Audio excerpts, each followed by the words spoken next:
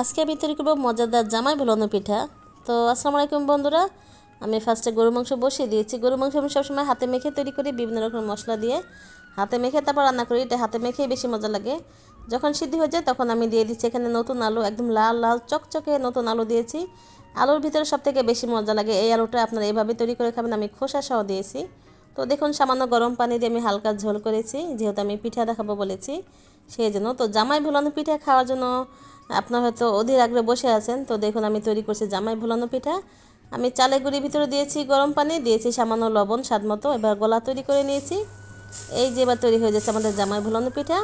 এটা কিন্তু আমাদের এলাকায় শীত পিঠা বলে, তবে এটাকে অনেকে আল্লাহ দিয়ে আদুরি নাম দিয়েছে যে জামাই ভুলানো পিঠা। এটা নতুন জামাইকে তৈরি করে খাওয়ানো হয়। তো নতুন জামাই না আছে তো কি হয়েছে, আমরাই তৈরি করে খাবো। তো মজাদার পিঠা খেতে কিন্তু অনেক মজা লাগে। এটা গরু মাংসের সাথে সবথেকে বেশি মজা লাগে।